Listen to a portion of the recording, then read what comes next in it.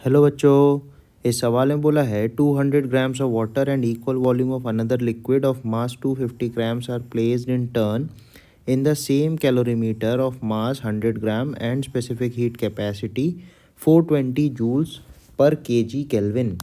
अब अपन को बोल रहा है the liquids which are constantly stirred are found to cool from 60 degree to 20 degree in 3 minutes and 2 minutes and 20 seconds respectively।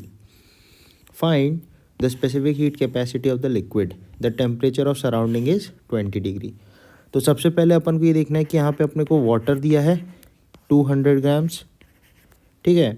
एक liquid दिया है, एक लिक्विड अपन को दे रखा है दैट इज़ 250 ग्राम्स, ठीक है। और एक कैलोरीमीटर दिया है जिसका मास है 100 ग्राम्स और इसका specific heat capacity actually 0.42 joule पर ग्राम डिग्री सेल्सियस होगा। तो यहाँ पे केजी में है, उसको अपन ने ग्राम में कन्वर्ट कर लिया। तो वाटर जो है वो 60 डिग्री से 20 डिग्रीज पे 3 मिनट में आता है और लिक्विड जो है वो 60 से 20 डिग्री पे 2 मिनट्स एंड 20 सेकेंड्स पे आता है। तो ये हो जाता है 140 सेकेंड्स और 3 minute is equal to 180 seconds. 1 minutes equals to 60 seconds, है ना। तो सबसे पहले अपन रेट ऑफ कूलिंग अगर निकालें, रेट ऑफ कूलिंग अगर दोनों ही की मैं रेट ऑफ कूलिंग निकालूँ तो रेट फॉर वाटर हो जाएगा change in temperature upon time taken 180 और लिक्विड के लिए अपन लिखेंगे, ठीक है। ये आ गया। अब अगर अपन प्रिंसिपल ऑफ कैलोरीमेट्री यूज़ करें बोले तो heat lost equal to heat gain, ठीक है। अपन को ये चीज़ समझनी है। तो पहले केस में जब अपन पानी को उस कैलोरीमीटर के अंदर रख रहे हैं तो आपस में हीट एक्सचेंज हो रही है, ठीक है, और एनवायरनमेंट को जा रही है। तो अपन लिखेंगे कैलोरीमेट्री का 100 into 0.42 into 60 minus 20 upon 180 plus water का 200 इंटू 4.2 इंटू 60 माइनस 20 अपॉन 180।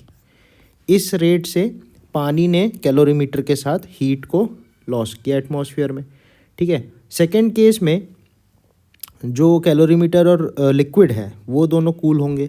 तो कैलोरीमीटर के बल लिखेंगे 42 इंटू 60 माइनस 20 अपॉन 140। अब की बार MS delta T by rate उसका हिसाब से लिख रहे हैं अपन, प्लस 250 इंटू उसका कुछ S होगा जो अपन को निकालना है इंटू 60 माइनस 20 अपॉन 140। अब एक्चुअली में अपन प्रिंसिपल ऑफ कैलोरीमेट्री लगाएं तो ये दोनों ही चीज़ें एक्चुअली इक्वल होनी चाहिए, राइट। तो यहाँ से अगर अपन इसको सॉल्व करेंगे तो यहाँ से अपन को मिलेगा 42 into 40 upon 140 plus 250 into S into 40 upon 140 equals,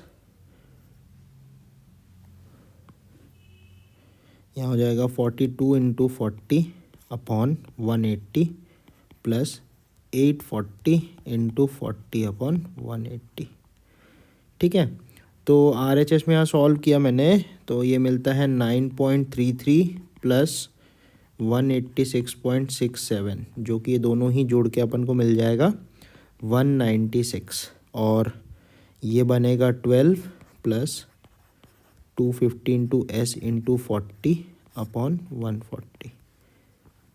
तो 250 इंटू S इंटू 40 अपॉन 140, 196 में 12 चला गया तो 184 बचेगा। तो S की वैल्यू हो जाएगी 184 इंटू 140 होल अपॉन 250 इंटू 40। तो यहाँ से अपने S की वैल्यू निकल के आएगी 2.576 जूल पर ग्राम पर डिग्री सेल्सियस।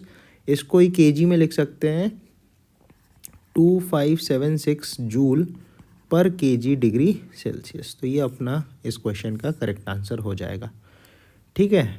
थैंक यू बच्चों।